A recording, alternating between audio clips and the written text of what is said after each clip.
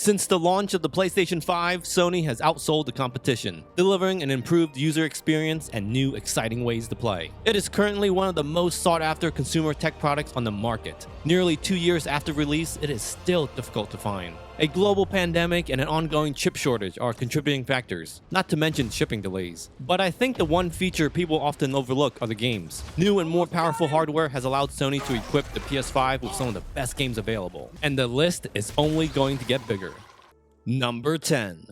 Stray. For all you cat lovers out there, your prayers have been answered. You can now play as a cat. A third person, or should I say, third cat, adventure game where you explore a walled, populated city by robots, machines, and mutant bacteria. You move around by leaping across platforms and climbing up obstacles. Traversing through the environment is quite easy, I have to say. You don't have to make precise jumps like other platformers, but rather just hitting the action button when prompted. The only problem with this is that movement can feel a little stiff at times. You can pretty much go anywhere you want, but the way in which your cat jumps is set on a predetermined path. Your mobility is limited, but after a while, it sort of just makes sense. The game revolves around you trying to find a way out of the city by searching for clues and running small errands. With its beautiful cyberpunk-inspired design, Stray is actually quite majestic. Even when you're being chased by Zurks, the neon-colored city just oozes sheer brilliance. The tightly packed streets with its visible air conditioners remind you of a forgotten era. It's mysterious yet familiar at the same time. A cleverly designed indie game packaged as a AAA title. If you're looking for something out of the ordinary, then here it is. And if you're subscribed to PS Plus Premium, then you get this game for free.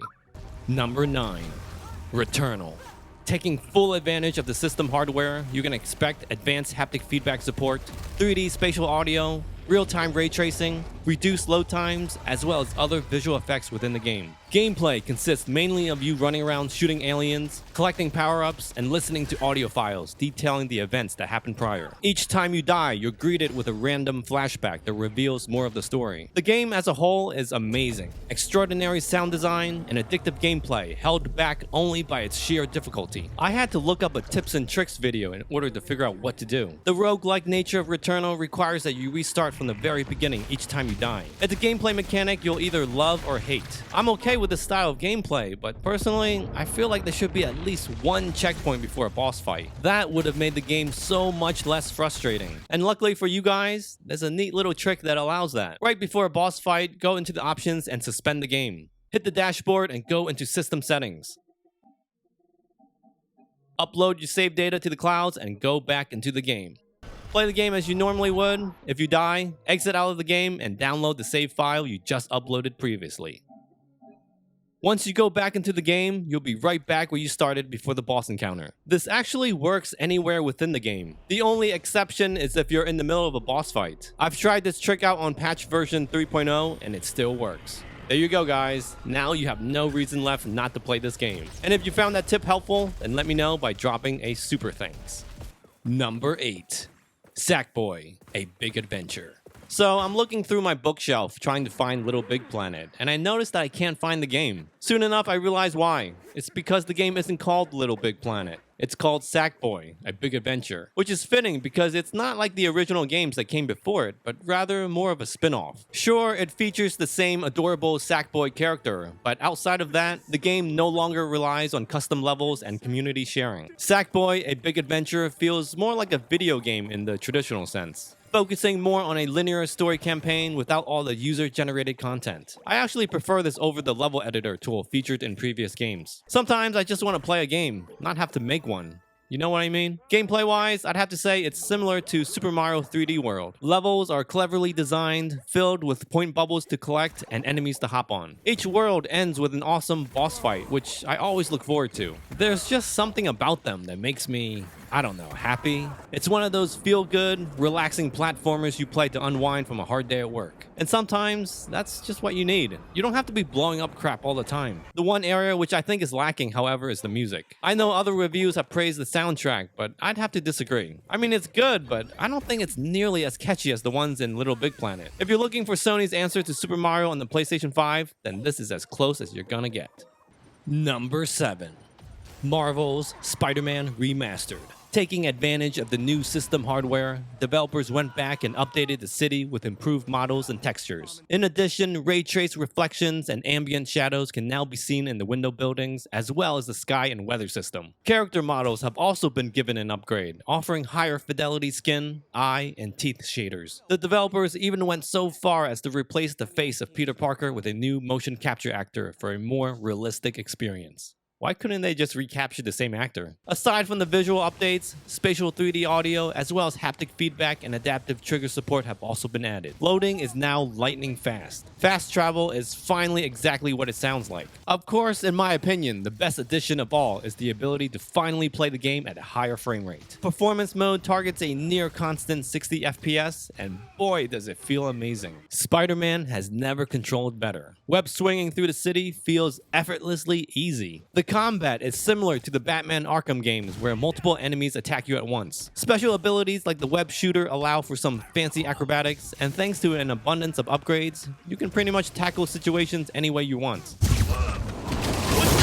The story is well told and rival any Spider-Man movie seen on the big screen. In my humble opinion, the best representation of Dr. Otto Octavius. It's a fun action game that really caters to your playstyle. Movie quality action set pieces and a great attention to detail shows how much respect the developers have for the source material. This is, without a doubt, the definitive Spider-Man experience. Now, before I present the next game, I'm just gonna have to ask that you hit that like button. If this video has been helpful in any way so far, that would be awesome.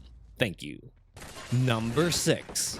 Final Fantasy VII Remake Intergrade. Previously released on PlayStation 4, but now has been upgraded for next gen. Faster load times, better textures, and various system enhancements have been reworked into the PS5 release. Visual clarity has been given a boost along with the addition of fog and volumetric lighting. It's safe to say, everything looks a lot sharper on Sony's new current gen console. Alongside the visual upgrade, you can expect a smoother frame rate. Choosing the performance mode, you can now experience the game in glorious 60 FPS. Truly a dream come true for all Final Fantasy VII fans. I absolutely love what Square did with this remake. Just seeing familiar faces again remade with modern graphics brings so much joy to my heart. If you were a kid with a PlayStation 1 in 1997, you'll know exactly what I'm talking about. It hit me the hardest when I had to escape the Turks by scaling the rooftops. This is probably the closest you'll ever get to a time machine. Say what you want about the gameplay, but as a Final Fantasy fan, this remake hits all the right marks for me. The combat has been streamlined, adding a sense of urgency with its active time battle, yet keeping it familiar for fans of the original.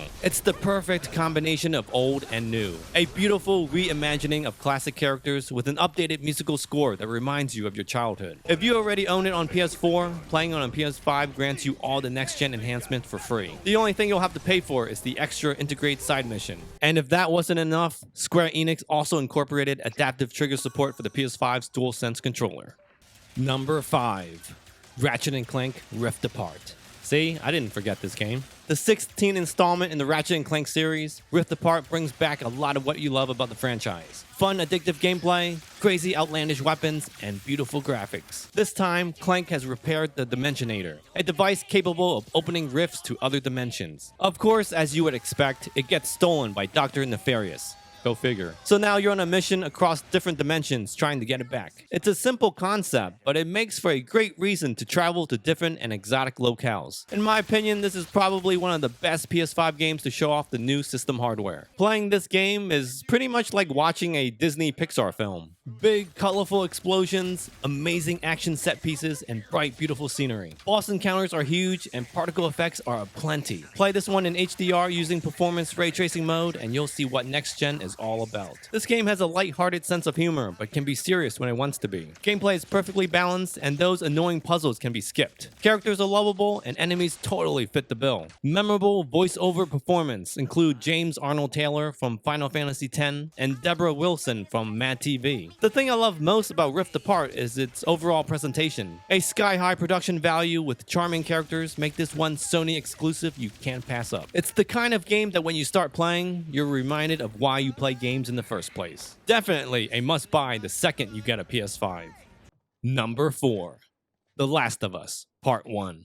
You know, at first I thought to myself, the remake looks good, but it doesn't look that much better than the remaster. That is until I saw side-by-side comparison shots. Last of Us Part 1 looks like a whole different game. The new visual overhaul makes a huge difference. Facial animations are more expressive, and environments now have a denser, more intricate look. The architecture of the original game just looks so basic in comparison. Don't get me wrong, the original and remastered versions can still hold their own, but lags behind the remake's smoother, more immersive look. At its core, it's still basically the same game, but made more accessible with better gameplay options and bonus features. I've been hoping for a way to relive the experience for the first time, and although this isn't exactly it comes pretty damn close. There are still moments in the game where I'm just completely hit with emotions. It's the slow, quiet moments that no one ever talks about. Being able to wander through the post-pandemic setting and seeing all the dilapidated buildings remind me how much I really enjoyed this game. The Left Behind DLC has also been included, and it's perfect for fleshing out some of the story from the main game. If you're wondering whether it's worth $70 or not, then you're probably not that big of a fan. If you are, then you need no further convincing, and you probably already bought it. It's an unbelievable story I think all gamers should experience. With the upcoming HBO series, The Last of Us Part 1 is sure to welcome a whole new legion of fans.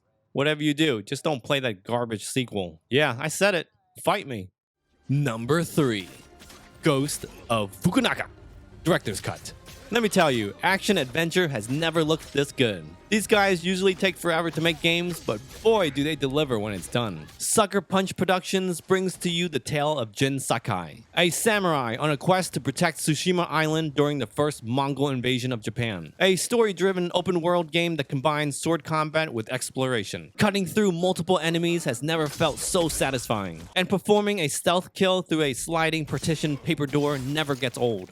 The beautiful thing about this game is just how well everything gels together. It is the perfect blend of story and gameplay. Every mission is unique and feels like it's pushing you towards a conclusion. All substance and no filler. Even the side missions are captivating. Whether it's following the trail of a murder scene or liberating Mongol territory, nothing in this game feels like time wasted. Supporting characters are also well thought out, helping to further develop the story. This is one of the few games where I actually lost sleep over because I just couldn't stop playing. Having been released on PlayStation 5, you can now expect new features and upgrades. Graphics have been given a next-gen boost with a bump to 4K resolution and more refined detail in the backgrounds. Lip syncing has also been improved for players that wish to experience the game using Japanese audio. And thanks to the SSD, loading times are virtually non-existent. The game starts the moment you load up a save file. That's right. No more checking your email during loading screens. The Director's Cut also features a director's commentary. It's a neat little addition that improves the overall experience in my opinion. Haptic feedback support and additional costumes round out the package. If that wasn't enough,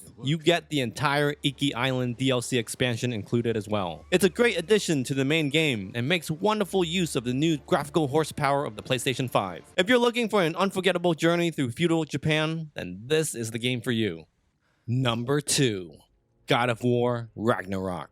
I know a lot of people out there bitch and complain this game is too much like a movie, but what's wrong with that? Why can't a game have fun, addictive gameplay with interesting characters and a story that plays out like a movie? Is that like the worst thing in the world? If you're familiar with the previous God of War from 2018, then you'll feel right at home with this one. As a matter of fact, it might be a little too familiar. Although a lot of the gameplay mechanics have carried over from God of War 2018, Ragnarok features a more polished presentation. The combat has been tweaked to perfection and traversing through the environment feels smoother and more intuitive. Puzzles require a little head scratching, but boy is it still satisfying when you figure out the solution. New accessibility options make things a little easier to solve as well. Visually, you think it was the same game from 2018, but upon further inspection, you'll notice a more refined look this time around. Improved lighting and reflections coupled with a higher tessellation quality on PlayStation 5 help you to appreciate the finer details. There's also great use of the camera. Not only does the entire game follow a one tracking shot, going from one character's perspective to another without a single cut is just mind-blowing. You'll know what I mean when you see it. And thanks to the PlayStation 5, you get a locked 60 FPS using performance mode. Beautifully animated finishing moves make a return, and man do they look good. Enemy variety have been increased, and boss encounters have been evenly spaced out, so you'll never feel like you're doing the same thing for too long. Impeccable writing and fluid character animation breathe life and personality to the entire presentation. I love the banter that goes on between the various characters. It's funny and provides those feel-good moments, kind of like a movie. The The game has exceeded my expectations, and I can't wait to see where the story goes. My hat goes off to you, Santa Monica Studios. A masterclass in how to do a proper sequel to a beloved franchise. Number 1. Astro's Playroom. That's right, the best game on PS5 right now is none other than the one that comes free with the system. Not only is it a great showpiece for the new DualSense controller, it shows us why the PlayStation brand is synonymous with video games. Like a trip down memory lane, Astro's Playroom sets out to pull at your heartstrings. You're reminded of all the great games you've played throughout your childhood as you collect artifacts and come across iconic characters spanning years of PlayStation history. Outside of all the great collectibles, Astro's Playroom is fun to play. Like I mentioned earlier, the game makes great use of the DualSense controller. Vibrations from the splash of water to guiding a ball with the touchpad. Every facet of the DualSense controller has been utilized. There's even one instance where I had to blow into the microphone to spin a pinwheel. Now that's clever. The gameplay is very reminiscent of Mario Galaxy. Big open areas to run around in with a wide array of colors coming at you from every direction. Had it included a few boss battles and maybe perhaps a storyline, this could have passed for a AAA title. Playing this game made me realize what Sony does so well, and that's creating memorable characters. For a tech demo, I can see this becoming its own game in the future, and another great franchise to the PlayStation family. Now, I know what you're thinking. You're probably wondering why I left out a few certain games on this list. Well, that's because I already mentioned it in another video. Check it out.